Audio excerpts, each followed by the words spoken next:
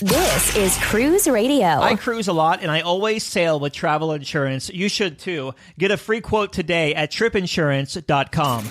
Broadcasting from the tripinsurance.com studios in Jacksonville, Florida. This is Cruise Radio. Hey, how's it going? My name is Doug Parker. Thank you so much for checking out this episode of Cruise Radio. Very happy to have you here, my friend. I hope you had yourself a Merry Christmas and a happy holiday. Staff writer Richard Sims is on deck with this week's cruise news, and we just published a tour of Carnival Jubilee, deck by deck. This is the non-narrated tour of just me taking the camera and walking from the bottom of the ship to the very top. If you want to check that out, it's on the Cruise Radio YouTube channel. All right, staff writer Richard Sims is here. Hey, Richard. Hey, Doug Parker. So we start off with some tragic news for one family traveling aboard a Royal Caribbean ship.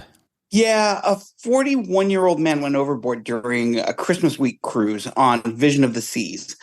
The incident took place on Saturday night, and by Monday, the Coast Guard had called off the search.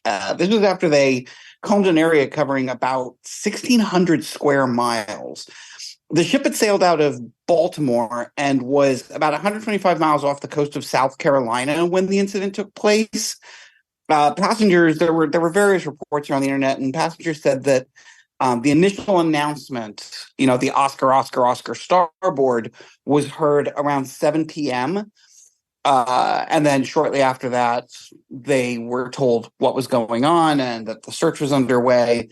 The cruise line hasn't released the name of the missing passenger out of respect for the family, and there's also no information about the circumstances under which he went overboard.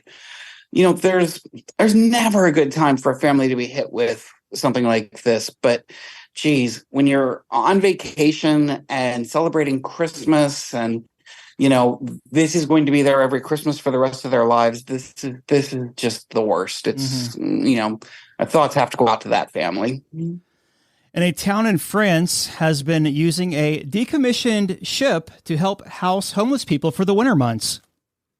This is the kind of story that you kind of want to publicize in the hopes that other places might kind of hear about it and look for equally creative ways to deal with their own issues.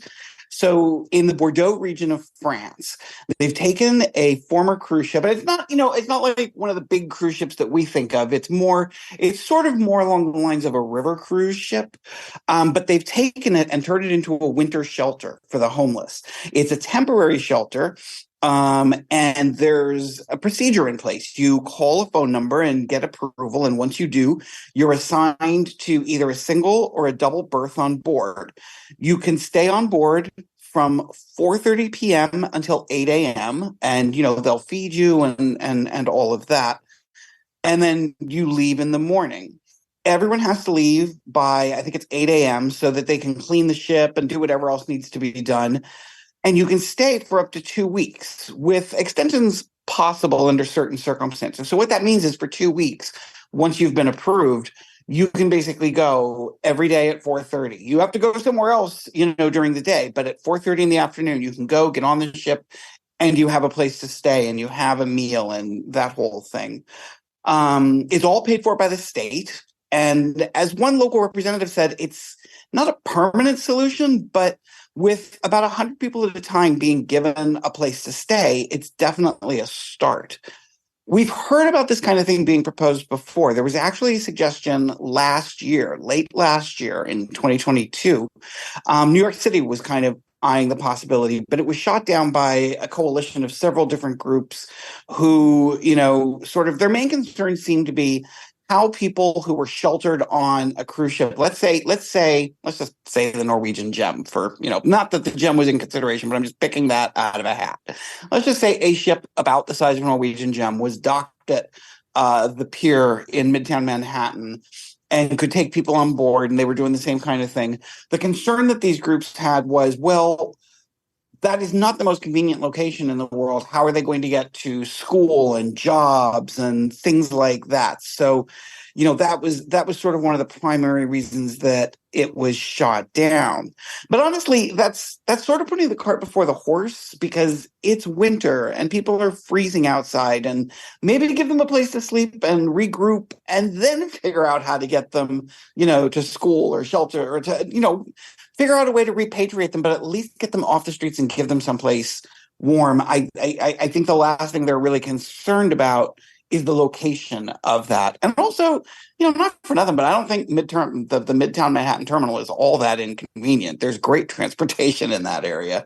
But anyway, it got shot down. So here's hoping that, this experiment in Bordeaux, which has been going on for several years, I believe it's like 2017 to 2018, that this sort of inspires others to do some creative thinking and try and solve the transient issues. Here's a story here that you probably don't think about when you're actually boarding a cruise ship. I fully confess to being a person who has never thought about this. But let's say you're on like one of the big Royal Caribbean ships and you're wandering through Central Park area. Where do those plants come from? It's not like they grow there naturally. Well, this week we got kind of an insight into that, because the line's newest ship, Icon of the Seas, got a delivery of something like 10,000 plants. And they're now being, planted and tended to, so that when guests board, it's like they were always there, which is how it's always seemed to me. And that's why I've never really thought about it. But it's interesting because the ship was built in Finland, but they didn't get the plants and start putting them on board until the ship got to Spain for this final dry dock. And that's because obviously Spain is a far more hospitable climate for plants than Finland. The ship is ready to sail. It's going to be sailing January 24th. But okay, one thing I noticed as I was reading up for this, there was something kind of buried in a story that was a little disturbing to me. While the Icon is in this final dry dock stage, one of the things they're doing is, wait for it, repairing an Ozypod. We hear about problems with those all the time on various ships, but I mean, it's a brand new ship. What's to repair? Here's hoping that doesn't signal that they're going to have problems down the road.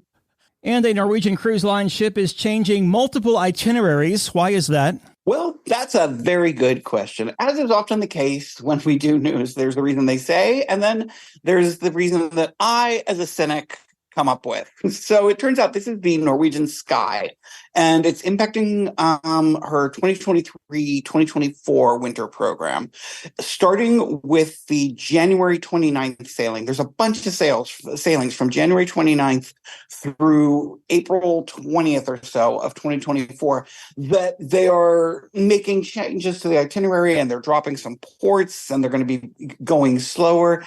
They say that the reason for this is that they are, and I quote, this is from a letter that they sent out, the changes are related to fuel efficiency and aim to, quote, drive a positive impact on the society and the environment, which on its surface sounds, nice. It's a good thing. We always want our cruise lines to be as efficient as possible.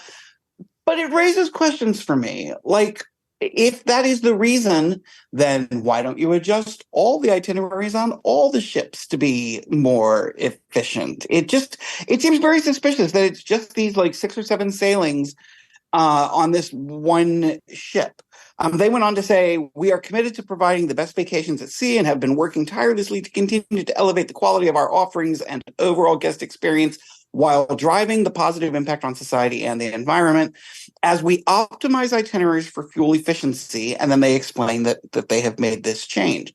And again, I mean, they made these itineraries in the first place knowing exactly what it's not like they don't do studies on what the fuel efficiency on any given itinerary is going to be. So the whole thing just doesn't smell right, as my grandmother would say. It's also safe to say that if you want to save a few dollars and you want to say, hey, we're doing it for the environment, you won't get much pushback, right? Oh, 100%. 100%. I actually, when I was on board the Getaway recently, they had one of those, question and answer sessions with the captain and the hotel director. And I actually asked them, I said, a while back, there was this whole movement toward getting rid of single-use disposable plastics. We were not going to have plastic cups, and we were not going to have plastic forks and all this. And they have gotten rid of, for the most part, plastic forks. But I noticed that plastic cups are everywhere on the ship. And I asked about that, and they did exactly that. They sort of broke out talking about, the impact of our actions and our sailings on society and the environment, but they didn't actually answer the question except to say it had something to do with the other thing they like to break out, which is the supply chain. The mystical supply chain somehow has impacted their inability to get rid of plastic cups on board. So, yeah, there's a couple of, lines that we're kind of used to them trotting out at certain points. And our last talking point here, Carnival's newest ship is, as we speak, on its inaugural voyage from Galveston, Texas. That's right. The Carnival Jubilee left the port of Galveston on Saturday. This is the third in the XL series of ships. And in a lot of ways, she's similar to her sisters, which would be the Mardi Gras, which was the first in class, and the Celebration, which is the middle sister. But she also has some very, very, very cool features. And, you have very slyly, at least twice so far during news today, mentioned, I was on a Carnival ship recently. And if I'm not mistaken, it was this Carnival ship that you were on. Is that correct? Yeah, I had the opportunity to go out there on it. It went out for 3 days. Well, 2 days really, and spun around in the Gulf of Mexico with no passengers. It was just some shoreside people, the crew, and three of us. And we had this 6,500 passenger ship to ourselves for 3 days. And it was wild. First off, it was wild watching them still, I guess, put the finishing touches on some of the venues while we were on board there. But also it kind of felt like The Shining, walking down the hallways and 3 different venues at 2 and 3 o'clock in the morning when no one was on board except the crew and they were all sleeping. So, okay, let's talk about this for a minute. Before we talk about the actual ship, let's talk about what it's like to do that. And I was curious about, because of course this is what I'm curious about, food and drinks. Do they have a schedule where you have to eat in certain places? Or is there just somebody hanging out at Guy's Burger, oh, you want a burger? Sure, here you go. We were given a schedule when we got on board in an envelope, and it said, okay, for breakfast, you have the aft main dining room is open on deck 6 or the Lido buffet. For lunch, you have Blue Iguana Cantina, Guy's Burger Joint, the Lido, Street Eats, pizza, the deli, all that is open.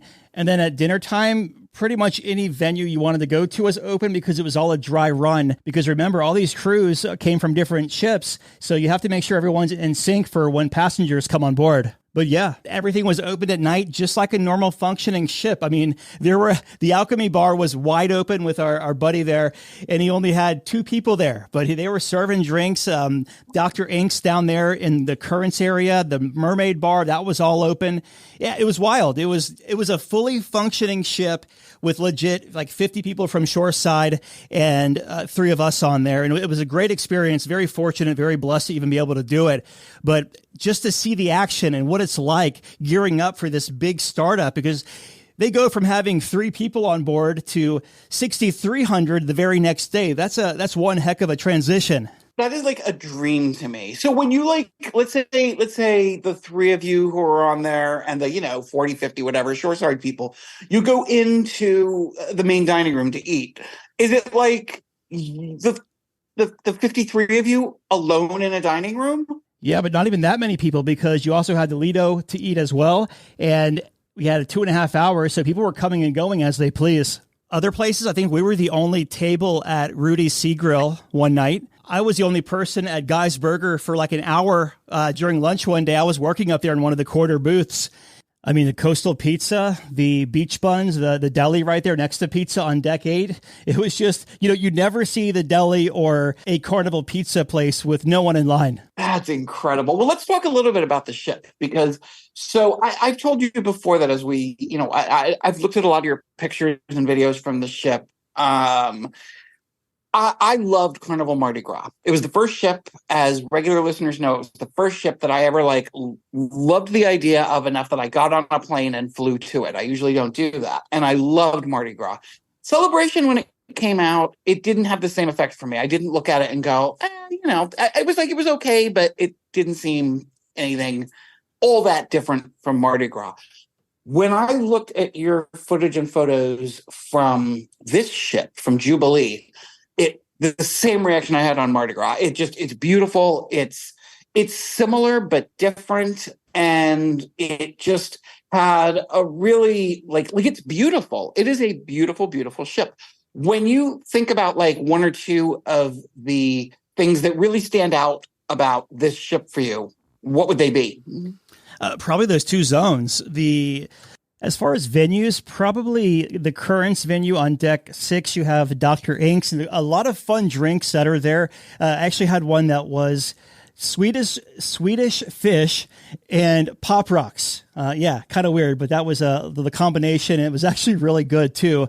And then up on deck 8, that was the Shores, which is kind of like the boardwalk place with the pizza, and the barbecue pizza was good, and so was the Tex-Mex pizza. So yeah, the new additions were awesome on this one. And also like Mardi Gras was celebrating Bourbon Street, New Orleans, the Big Easy, and then you have Celebration celebrating Carnival's 50 years. This one really like outdoing them all with the lighting, the decor, the spaces where each ship you can say, hey, I remember this ship. I remember this ship. I remember Jubilee with the strange octopus at the bar. Not only that, but when you were showing me the videos of the Dr. Inks area, it felt very Disney-esque to me. And I don't mean Disney cruise ship. I mean Disney as a whole with the amount of imagination. And in fact, it reminded me really of some of the stuff you find over in like the Living Seas in Epcot, where it feels like you're under the sea, and the lighting effects and everything just sort of combine to give you that undersea feeling. I was really just massively impressed. And the other thing that impressed me was looking at the menus. Whenever a ship comes out, usually there's at least a few new drinks at some of the new bars and stuff. I saw so many new drinks with such creative names and such interesting ingredients on not only at Dr. Inks, but also at some of the other... Yeah, like the Marina Bar up on 8. The Marina Bar, which, by the way, looks like... It took me a while. At first, I was like, what is this? And then I realized it looks like a giant lobster pot. It is the coolest thing. It looks like you are sitting inside a giant lobster pot. And, down in that area with the Shores, there's the beautiful lights in the ceiling that sort of look like a merry-go-rounds, the roof of a merry-go-round, and the theming throughout is just really, really impressive, and I'm ecstatic about it. Restaurant-wise, did they introduce anything new here? Just quite a few nods to Texas. You had the Tex-Mex pizza. You had the barbecue pizza.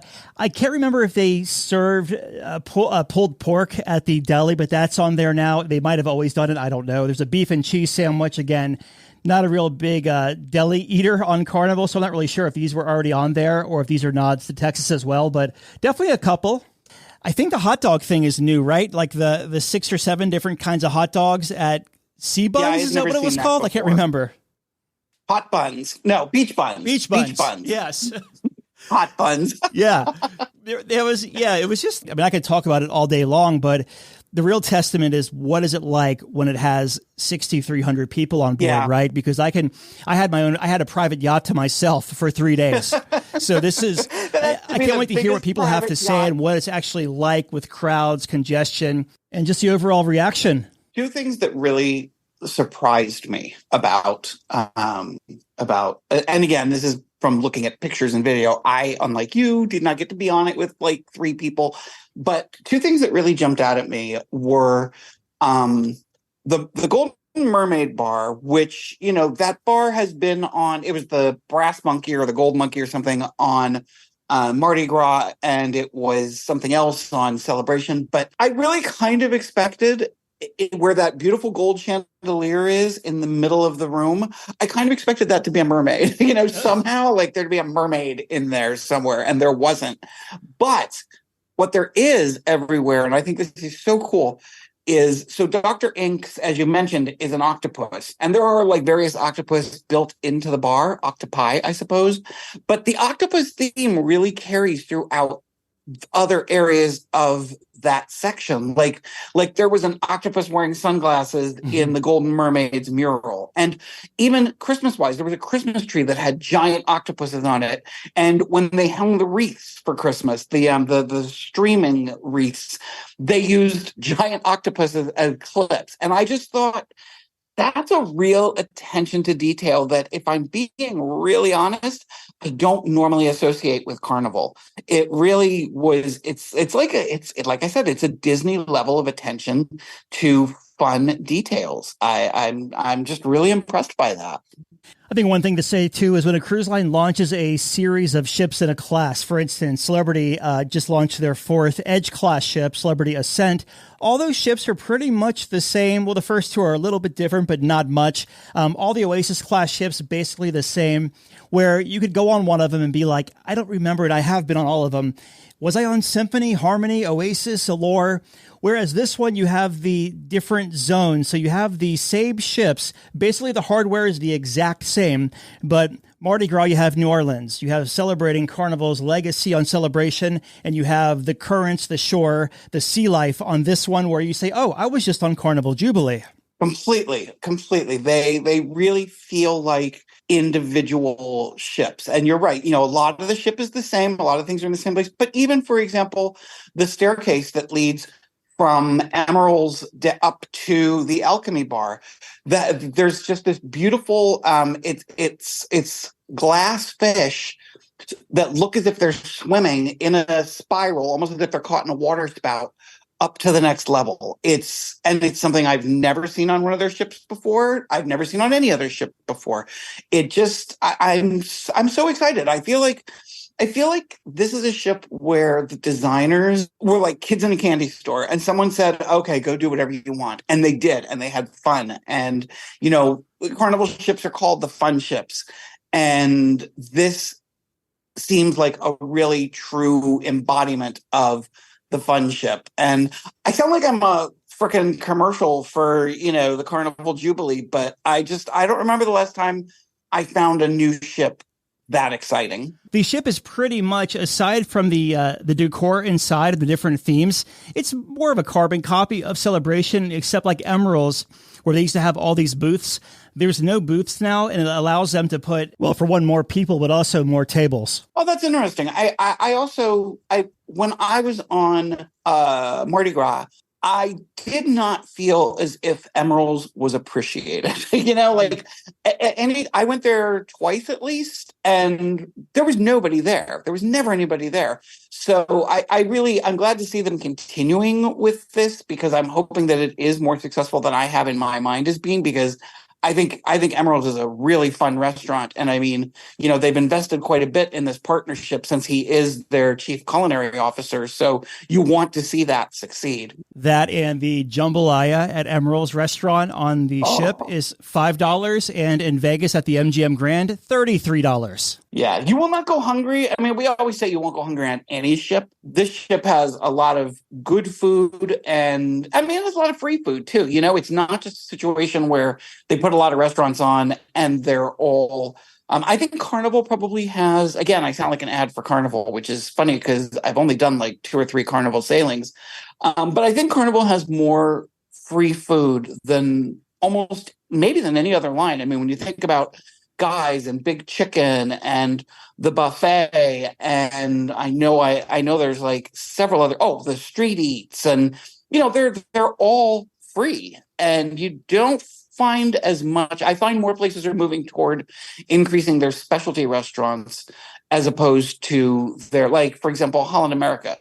It doesn't really have all that many restaurants on board, and what they do have is outside of the main dining rooms is largely specialty restaurants that are, at a fairly hefty fee. Yeah. So I don't know. I'm just really excited about this. I really might have to try and, find a flight and get down there and do this ship. All right, man, my voice is starting to go, so I will talk to you next week. Happy New Year. Staff writer Richard Sims, as always, thank you. Thank you. I appreciate being here. Have a question or a comment for the show? Yeah! Send an email or voice memo to Doug@cruiseradio.net. A big question we get at Cruise Radio is, how do I know if I need trip insurance? Simple answer. If you're getting on a plane, taking a road trip, or getting on a cruise ship, you need to have travel insurance. Hey, it's Doug Parker from my friends at tripinsurance.com. Not only does tripinsurance.com protect your vacation investment, but it also gives you peace of mind in case anything were to go wrong on your trip. How do they do it? They offer 3 different types of trip insurance policies. Good, better, and best. One policy for every vacation budget. But it doesn't just stop there. They're up to 40% lower when you shop around on other comparison sites. Plus, tripinsurance.com offers 24-hour customer support before, during, and after your trip, online claims assistance, and travel alerts to let you know what's going on at your destination. But find out for yourself. Check out tripinsurance.com. The world is constantly changing. Your place for news is still the same. Online and on demand at cruiseradio.net. All right, Dougie, let's see what we got for you, buddy. Cruise Radio is produced at the tripinsurance.com studios in Jacksonville, Florida. Get cruise news, ship reviews, and money-saving tips every Thursday on Cruise Radio. If you've enjoyed this episode, please subscribe to the show. If you want to help spread the word, give Cruise Radio a 5-star review. Find Cruise Radio where you listen to your favorite podcast or online at cruiseradio.net. I'm your announcer,